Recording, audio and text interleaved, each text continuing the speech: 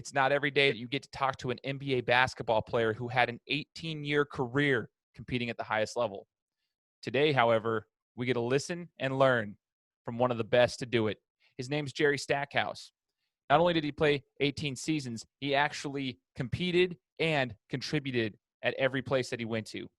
Today, we get to learn from him all the way from his childhood, through his days at UNC, all the way through his career up until now, where he is the head coach of the Vanderbilt basketball team. You're not going to want to miss this episode of The Gametime Guru. So, what time is it? Game time! Woo! If you're sick of the mainstream sports outlets, well, so was I. So I started my own show. I'm Shane Larson, and this is The Gametime Guru. It's different than other talk shows. I'm providing a panoramic view on sports so you can see them through a different lens. So buckle up and let's go. What's up, everyone? Welcome out to the Gametime Guru podcast. I am your host, Shane Larson, coming at you with another amazing interview today as we break down the world of sports from a different angle. We're delivering a panoramic view on sports, helping you see sports through a different lens, through interviews from our guests. And today, we're bringing on an 18-year NBA vet. He played for 8 teams, 2-time All-Star. He's got a lot of accolades, I should say. And now he's the current head basketball coach at Vanderbilt. His name's Jerry Stackhouse. Jerry, thanks so much for joining the show. Thank you, Shane. Thanks for having me on. Man, it's an honor. I am like super stoked about this. It's like a kid in a candy shop. I can't even explain. So I just need to, a lot of my basketball fans already kind of know who you are as the athlete, but we want to take it back a step, Jerry. We want to take it back to when you first picked up a basketball. So can you take us down memory lane a little bit and, your earliest memory of picking up a basketball? Man, I think my earliest memory of picking up a basketball probably wasn't even on a basketball court. It was like inside my house shooting. My brothers, I'm the youngest of 8 boys, but it was probably only 3 of them really there with me when I was growing up. When I was a baby, there's a big gap between us. But again, just in the house, man, having a little clothes hanger, making a hoop. My brother was good at making nets and ball up some socks and shooting, hanging it over the bedroom door and playing hoops that way. So, I think basketball has been a part of my life for extremely long time, but it definitely comes from some humble beginnings. I love that story, though. That's so awesome to hear, like, when it kind of started, just kind of, you had it in your blood, your DNA, but it was a little bit different than some might think, just like picking it up on an actual basketball court. So that's super, super cool. Can you talk to us about, like, the example that your siblings and your family have? From my understanding, you're a pretty big family, man. You've referenced your mother before when I've heard you talk to other people and stuff, and then also your siblings. What was the impact of having a strong family bond? It was huge. I think just, family is the foundation of everything that I pretty much stand for and everything that I want to try to accomplish going forward with where I'm at now with my team. It's all about us, having a family, having a connection. Obviously, we're never going to have the bond of your immediate family, your brothers and sisters, your mom and dad, but being able to be an extended family, it helps, because you're going to face adversity. And once you have adversity, if you have people that want to help pick you up and that enjoy picking you up, I think it bodes well for you to have success. Totally. Now let's stay kind of on that topic. I know that you have an experience that you've shared before, and I'd love to hear it again. Is when you got into college, and it was some advice that your mom gave you. I took notes when I listened to you in a coaching call once, actually, and I took notes about listen to your mother. You had an experience that happened when you got into college, and some advice that you took from your mom. Do you mind breaking that down for my listeners? Well, yeah, I think for me it was like, man, when I first got to college, I was the number 1 player coming out of high school. I went to North Carolina. I signed to go to North Carolina early. I committed early. And a lot of it was because they hadn't won a championship since Michael Jordan had been there in 1982. So it was like, okay, I want to be the next player from North Carolina to help win the championship. But they win the championship the spring before I get there. So it was like it kind of took a little bit of the wind out of my sails. But I still, fulfill my commitment of going to North Carolina, being from North Carolina. And, I went there, as confident as I ever been. And I played well, and I was playing about 18 minutes a game, averaging almost 13 points a game. But I just felt like I could be doing more. I was seeing other, freshmen across the country, Joe Smith in particular in our conference, Him getting a lot of, talk for freshman of the year and different things like that. And I felt that, honestly, I was a better player, but I wasn't getting it because of how I was being utilized at North Carolina at the time. And so it was just like, kind of having a pity party. And, one day after one of the games, or again, I didn't probably play as much or as I like, and I'm on the ride back to my dorm with my mom, we're just having a conversation just like this is not the place for me. I could be doing this. And, I ready to transfer, ready to do this. And then she was just like, yo, if she heard me out. She listened to my whole just ran and about how woe is me, but it was like, if you start running now, you're gonna be running the rest of your life, and that just kind of stuck with me. Just to like, okay, I'm not a runner. I can, whatever I'm going through right now, I can get through it, and there's gonna be something good on the other side of it. And I just took those words to heart. And 2 weeks later, less than 2 weeks later, in the ACC tournament, I'm the most valuable player at the ACC tournament. So I just think that it just speaks to, being able to have some patience to grow, deal with adversity, and at the same time having good mentors and having good leaders, good parents to be able to kind of put you in your place. Just because things aren't going exactly the way you like it, that that's life, and you're gonna have to be ready to deal with those things. And the best decision that I made in my life, just being able to continue to learn under Coach Smith. He's so valuable to everything again that I do now. Just wanting to kind of follow who he was as a leader. Again, being able to challenge guys. A lot of the things and the challenges and adversity that I thought I was dealing with, it was like, it was contrived. I mean, he actually set tests and set traps to try to help you grow, and things that I just couldn't realize at the time. And I think that those are things that I try to use with our student athletes now. Again, still trying to, to push them, to not just from a basketball standpoint, but from just a growth standpoint, making sure that we're in the community, making sure that we're doing everything. So it's bigger than just what's going on in between the lines. And like I said, those, if I'd have been to, left North Carolina, running, I probably wouldn't be here right now, but because I was able to stick through it and have the relationship and everything that come with being a part of University of North Carolina that propelled me, into my professional career. And so it's just, again, man, just being able to patience and understand that as 16, 17, 18-year-olds, we do not know it all. And even though, it's a lot more information for kids at this point. I mean, they got a lot of knowledge at their fingertips through social media and different things, but still there's nothing like having that wisdom of someone that's been there and can offer sound advice. See, my mom is probably going to be listening to this smiling as you're talking. And I didn't tell her about this before. So when she listens to this interview, she's going to definitely want to talk to me afterwards, do a little, I told you so. I think there's a lot of them out there. See, but that's what it stuck with me. And that's why I really appreciate you sharing that, is because that was some sound advice that really, like you said, kind of projected you and kind of set the foundation for the remainder of your career, which in terms of like athletics, especially in professional athletics, you had an extremely long career. It's like a double the career of a normal athlete, if not more, because not a lot of guys can make it even past their first contract nowadays in the NBA. And you made it 18 seasons. So before we even get into that point, I want to make sure the listeners understand, like you stayed at UNC, to my understanding, your sophomore year, you were a first-team All-American. Sports Illustrated, I believe, had you a Player of the Year, if I'm not mistaken. I mean, you had a pretty solid little stint there while you were there. So, I mean, you put some work in. You stayed. You did what your mom said, and you put work in, and you learned. And you mentioned Coach Smith, and I would just like to ask you real quick if you could elaborate. You mentioned the leader that he was. What was the biggest thing? If you could just pinpoint one thing? I know there's probably a ton that you said you're implementing into your career right now as head coach at Vanderbilt, but what was the one thing, if you could just say it, you took it away from Coach Dean Smith? What would it be? Well, I think he cared about everybody. Again, obviously we had a lot of lottery picks. Myself, Rasheed Wallace, Eric Montrose, all those guys that he coached. Michael Jordan, you can go to list on. But I think he cared, genuinely cared about the walk-on, the 13, 14-man walk-on. I mean, they just like he would send me when I was in the pros, he would send me a letter to start the season and check on me and see how I was doing.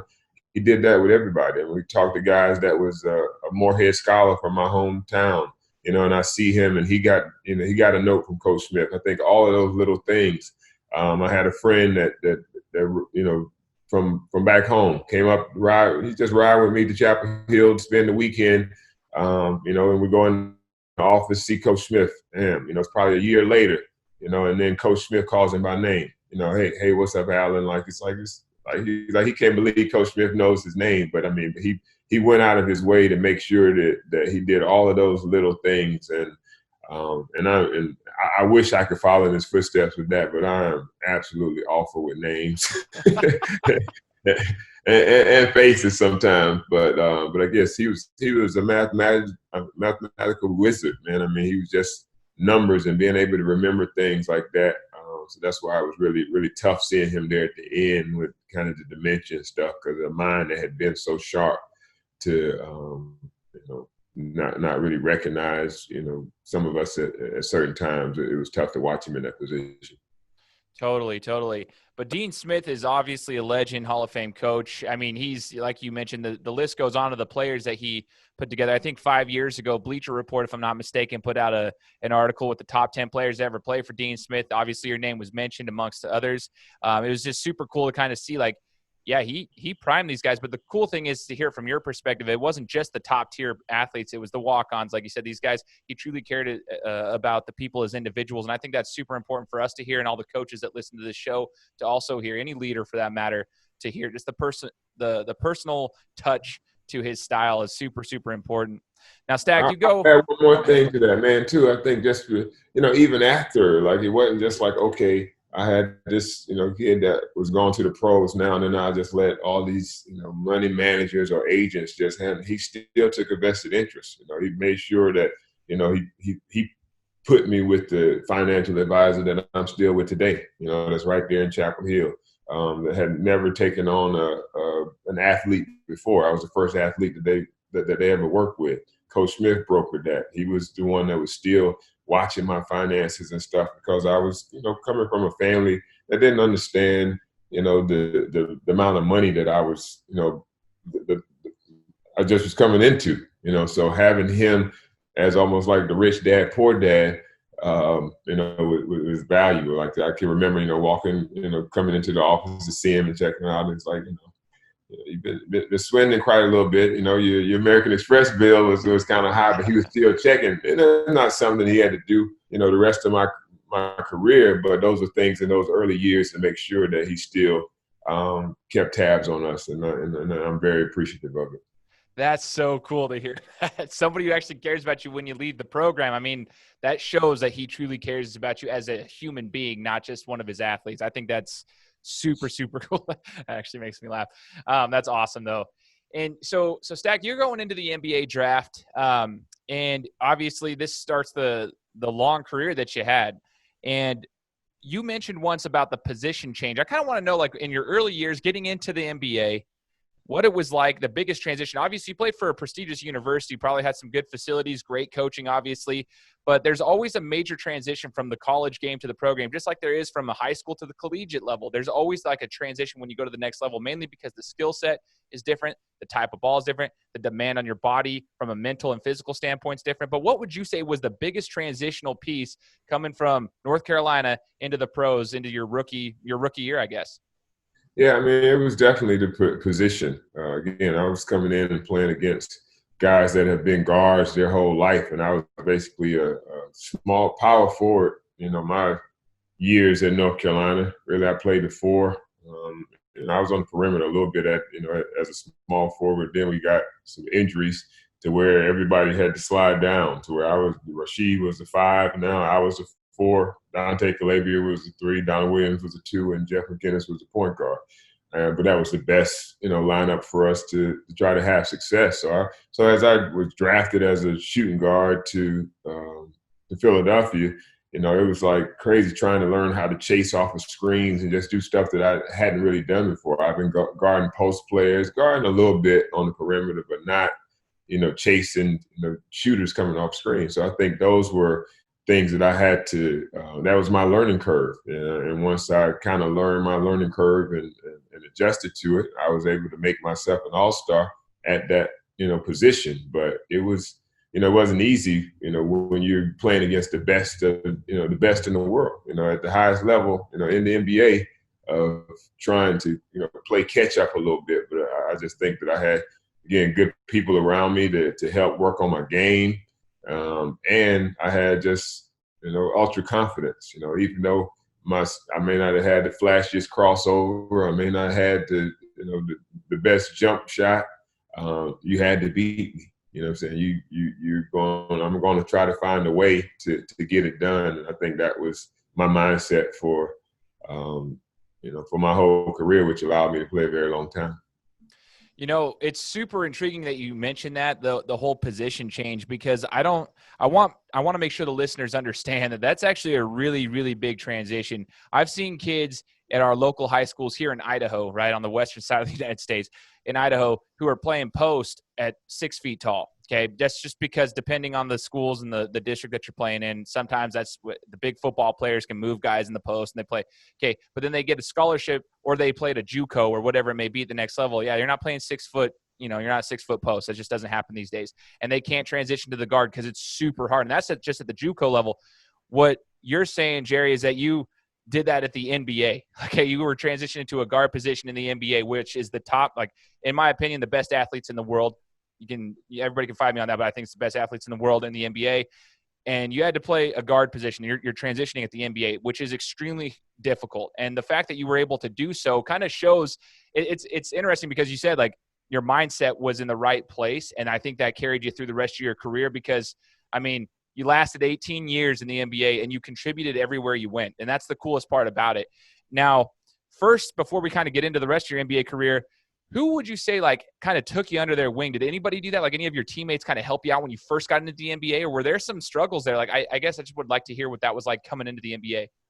Yeah, I mean, there were definitely some struggles. Again, I was like, again, handling the ball on the perimeter and I could get to the basket. I can, make plays, but, passing off the dribble and all things, I was probably one of the, turnover leaders, my first year. And then I didn't like hearing the things in the, papers about me being turnover prone and different things. So I continued to work, and I got those numbers down. I went from almost 4 turnovers to 3. It was still too many, but it was a big improvement from my standpoint. Again, like, for someone that hadn't played that position before. But I mean, for me, man, it's just like, I know Vernon Maxwell was a guy that stood out to me. He was a guy that really saw me, kept getting, hit with these screens, and it was like, get on his hip, just show him just little nuances, a little nudge. As soon as you come off that screen, just give him a little nudge, and his momentum. The official don't know if it's his momentum or you giving him that nudge. And those guys, whether it was a Ray Allen or Reggie Miller or Allen Houston, I would give them that nudge, and it would give me a little bit of time to catch up. Yeah, they're yelling to the refs, he pushing me, but it was, it's so subtle and it was hidden.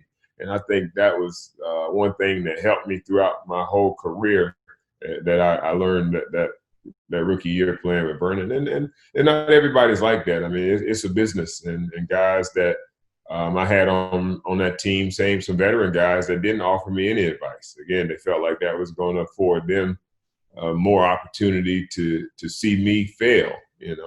I'm the 3rd pick in the first round, so and I'm going to be here. You know what I'm saying? So it's like, it probably behooves you to try. But not everybody thinks that way. So I made sure that as I became that person on NBA teams, that always reached back to my younger guys, my rookies, and make sure I showed them all those little nuances. I took care of them, making sure that they got a suit. They knew how to be a businessman, and and how they should come to the game and different things like that. I spent time with my rookies that I didn't have that really myself. Yeah, but Vern was good on the court, but again, just being that person on the court and off the court is who I told myself I was going to be. Totally, man. And just so you naming those players' names, that like Allen Houston, Reggie Miller, those guys that you're guarding, that's insane that you had to guard those guys. Those are like Hall of Famers coming off. And so the little intricacies of the game that you're mentioning there with the, staying on their hip, kind of change, those are things that the outside fan may not fully understand. And even the normal fan of like even the current athletes may not fully understand, like these tiny little, like you said, nuances of the game to try to like get yourself like a competitive advantage. Now, Stack, you did mention your teammates. Like obviously, like not everybody was like that, and you wanted to be like Vernon was and help the younger guys. How do you go about doing that, I guess, in your sense, where when you're a vet and these guys are coming in and essentially competing for your position, competing for playing time, but how do you go about giving them the advice at the same time competing so that you still get yours? You know what I mean? Yeah, I mean, I think that there's a happy medium there. Yeah, I mean, you compete to establish who you are. From day one, right? Like here, like yeah, I didn't have a whole lot of time where they drafted guys in my same position. It might have been a free agent guy that would come in, at my same position, but still, it's like here I'm establishing who I am on day one about how hard I play, how I complete, and my skill set. But at the same time, it's like, man, I have no problem sharing with you because I don't feel like you can do what I can do anyway, right? I mean, that's just the kind of inner confidence that I had about, you can't do it. Like I said, that's in my mindset. So let me help you, make sure that you're here on time, making sure that you understand, because ultimately you're going to help us win. If I sit here and just try to not to help you and show you things that's going to help us, ultimately I'm not making my team better. And I think that was important to me as I got older. It wasn't as important when I first got into the league. I mean, the reality is for most guys getting in the league, you're trying to prove that you can play. So it's a lot about me and and then as you get older and you're able to establish, okay, that I belong, now it comes about winning and trying to put yourself in the right situation. And now situations where you look at the talent-wise, where in Philadelphia with myself and Allen Iverson, we look back and, down the road when we're looking for some help, like, all right, we had some help back then, but didn't realize it. And now it's too late. And so, what did they say, hindsight 2020, but, at the time being in that space, that it's just about, man, I got to prove who I am, because if you don't, that league can eat you up. Not everybody can, like I said, get that opportunity to, because staying is the hard part. A lot of people can get there. There's been plenty of people that have been drafted, but being able to stay and have longevity is a totally different story. 100%. Now, Stack, you had a career where that was you're mentioning names again, like you're dropping names. You played with a lot of like well-known individuals, yourself included. I'm curious, throughout the duration of your career, it's interesting because when you first came into the league, there was like this era of basketball that was kind of at the tail end the last 5 years. Like we saw with The Last Dance, the whole documentary's been going out. We kind of see that era of basketball with like the Stockton Malones. They kind of were transitioning out. And then there was the next era that kind of came through. And then you even went to I was going in like 5-year spurts, and you were part of all of them. Played with a lot of good players, you played against a lot of good players. Who would you say were like the top 3 players, whether it was a competitor or a teammate, that you would put into your NBA career? Who's the top 3 players you were around? Oh, man, that's such a tough one. Like I said, I played with so many great players. I'll just kind of go in order. Obviously playing with Allen Iverson in Philadelphia, Grant Hill in Detroit, having a veteran like Joe Dumars, Grant Long, Rick Mahorn, those guys, those old school guys, those guys showed you how to be real professional. We were just a bunch of young guys in Philadelphia, and then you get to Detroit, you have some guys that have a championship pedigree, and even though they were the bad boys, I kind of like that moniker too, so it was a good fit. And then Ben Wallace, I put him up there too as one of the great players. I mean, he was a guy that was dominant defensively, great rebounder. From there, Dirk Nowitzki was the guy I played with in Dallas. Great player. I even put Jason Terry in there. I mean, the guy that had the confidence to tattoo a championship trophy on his bicep before the season and then go get it done. Those are the type of guys you want to compete with. And and then from there, LeBron and Dwayne Wade. Was on the team with them in Miami for a year, and when they just kind of mentor those guys a little bit. Dwayne Wade, he first couple of days in practice was pulling me over there because I used to always put my little post move on him, give him a little nudge, like Stack, you got to show me that nudge. And to his credit, man, even he mentions in that, and all the success that he's had, championship, Hall of Fame career, he still mentioned those little subtleties that I showed him. So I think just spending some time with some of the greats, Michael Jordan. Again, I caught him at the end of his career. He wasn't the Michael Jordan that I had seen and played against up until 1998. He was like, I think when we first came into the league in '95, it was like he was 2 levels above everybody. And then when he took off and came back in '98, it was like, all right, we're almost there. And then, at Washington, we was like, okay, we're eye to eye to him, So it was a little bit of, it's tough to watch when you have an icon like that who you have so much respect for, but the game ends for everybody. The game at the end of the day, this is a young man's game, and Father Time is undefeated. Totally. That's super cool to hear who you've played with. I mean, just super, super, super cool, like, memories, I'm sure. Like, you're talking Hall of Fame athletes, even the ones at the end of their career, but you were also with LeBron and D. Wade and Allen Iverson. It's just crazy. And the eras of basketball, again, just from the beginning of your career all the way to the end, super awesome. Now, to wrap it up, too, as far as your NBA career, Stack, what was your favorite arena? What was your favorite arena to play in?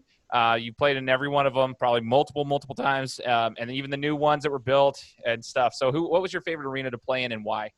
I love, man, I had a few. Really Miami when I first started out. The old Miami arena.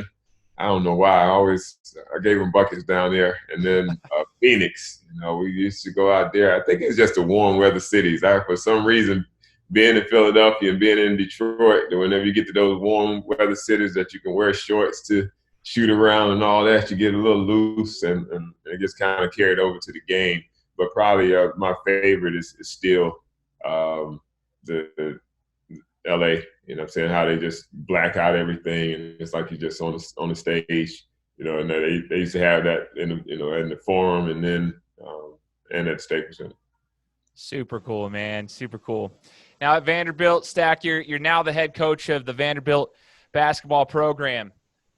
And I'm just curious, you go from this 18-year career and you've got experience as an analyst as well. I mean, you've been doing a lot with like the broadcasting stuff too. I mean, you dip your toe in a lot of stuff. Now you're head coach. I'm curious, like, what are you trying to do with your team? And what's the biggest, I guess, difference? I mean, from playing is one thing, but being able to coach athletes is a whole nother one. Those who have done it at whatever level kind of understand that. If you're an athlete, that's one thing, because you're the actual one doing things. You have a lot of control over what you do. But as a coach, there's a different skill set involved. So what's the transition there, and how are you enjoying it so far? First, I'm really enjoying it, man. I think it's I enjoy coaching, the teaching part of it. And I really enjoyed coaching and teaching at any level. It's just so happened that I'm in college right now. I enjoy the pros. I enjoy dealing with that type of talent, just, unbelievable talent that can go out on the court and pretty much what you direct, they can execute. But I also enjoy working with, 12-year-olds, 13-year-olds, kids that haven't really, developed any bad habits yet. And you can kind of, create habits as opposed to, and because that's really what coaching at this level and coaching at the pro level is really kind of breaking down some habits, guys, that have built over time. Some of us, you build good habits and you build bad habits. And I think ball watching is one that's, it's universal, at all levels, no matter how old you are, how young you are, ball watching, especially on the defensive side and even offensively, just standing and watching other guys play and not, making yourself available or setting, false actions on the weak side just to kind of occupy different things like that. Just teaching those little nuances are, really what I enjoy. But yeah, I had a lot of different passions. I did some media stuff, broadcasting, whenever, because you never know. Like, I've always heard that every coach has been hired to eventually be fired one day. So I think you got to have something. I might need to come and talk to you about getting on the podcast at some point. So being able to do different things. I did that when I first finished. I think I felt like I need to get a little separation from the game after my playing career. I don't think it ever really would have been kind of take it serious as a coach at the pro level until you kind of get some of the quote unquote player stink off of you.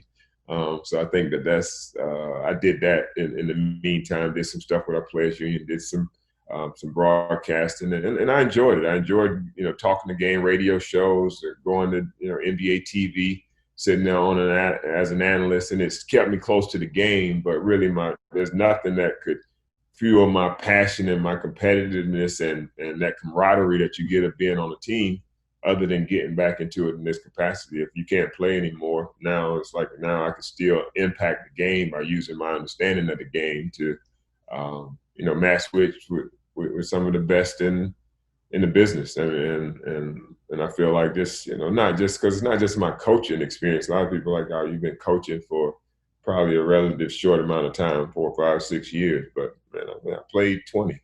So of this game, So you mean to tell me a guy just because he was the coach, I mean, he would know more than me, and I was a guy that I've always been in sync with my coach, because as a better player on the team, that I needed to understand exactly what he wanted to get accomplished. So, it's pretty seamless for me, man. Just taking because I played for some great coaches. When you go back to, Coach Smith and Larry Brown, Rick Carlisle, Avery Johnson, Scott Skiles. I mean, I just played for a number of great coaches and taken a lot from them. Eric Spoelstra, just taking a little bit of all of those guys and kind of made my own identity of how I feel the game should be played offensively and defensively. And I've had success with it. And just thank God that God has continued to allow everything that has happened in my life up until this point to prepare me for the next phase. So I never really get worried or anxious, because I feel like whatever is next, that I've been prepared for. So awesome, man. So awesome hearing from you. And last thing from you, man, I just want to ask you as we wrap this up, Stack, is just if you have one piece of advice.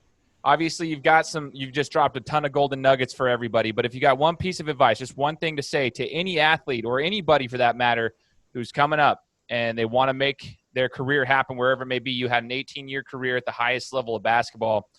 You obviously had to do some things that were special to get there. My question is, what would be the one piece of advice for those who are trying to excel at the next level of whatever they're doing? Man, I think it's just it's different for different age groups. I mean, I think as younger adolescents, you got to do a lot. You got to really kind of find what's good for you. I encourage you to play, multiple sports. Try not to centralize, right away. I think probably the right age to centralize is probably around 13, 14. And a lot of people feel like, okay, if you wait till 13, 14, you're going to be way behind the game. No, really. Like, there's really are late bloomers and kids that can develop a real unbelievable skill set. So, but it's all about passion. You got to have passion for something. I really didn't get great at anything that I did, whether it was playing or coaching, until I said, this is exactly what I wanted to do. I could dibble a little bit with the media piece, with the broadcasting piece, with the radio piece, with some other business ventures, but man, what it all came back to, what do I really love to do?